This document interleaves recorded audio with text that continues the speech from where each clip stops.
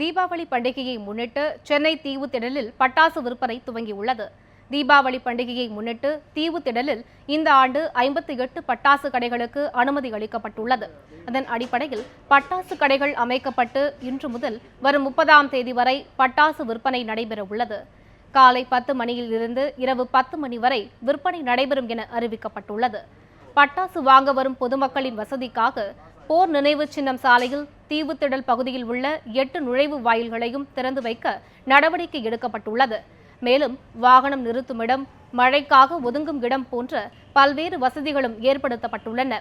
தீ விபத்து ஏற்பட்டால் அதை கட்டுப்படுத்தும் நோக்கில் தீயணைப்பு வாகனங்களும் தயார் நிலையில் நிறுத்தி வைக்கப்பட்டுள்ளன. காவல்துறை சிறப்பான ஒரு பாதுகாப்பு ஏற்பாடுகளை செஞ்சுருக்காங்க.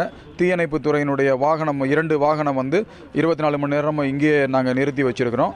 எந்தவித அசம்பாவிதங்களும் ஏற்படாமல் ஒரு பாதுகாப்பு சூழ்நிலை ஏற்படுத்தி கொடுத்துருக்குறோம். போக்குவரத்துன்னு பார்த்தீங்கன்னா பார்க்கிங் ஃபெசிலிட்டிஸ் இங்கே அதிகமான அளவு பார்க்கிங் ஃபெசிலிட்டிஸ் இருக்குது. ஆன்லைன் மூலம் பட்டாசு விற்பனை நடைபெறுவது வியாபாரிகளுக்கு பாதகமான அம்சம் என்றாலும் ஆன்லைனில் விற்கப்படும் பட்டாசுகள் தரம் இல்லாதவை என்ற குற்றச்சாட்டு இருப்பதால் தங்கள் விற்பனை பாதிக்கப்படாது என்று பட்டாசு வியாபாரிகள் தெரிவித்தனர்.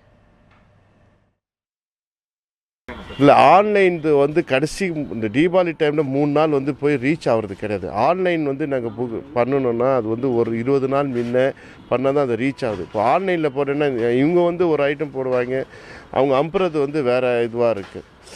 அது இந்த கிராக்கர்ஸ்க்கு ஆன்லைன் சரியான ஒரு இது இல்லை.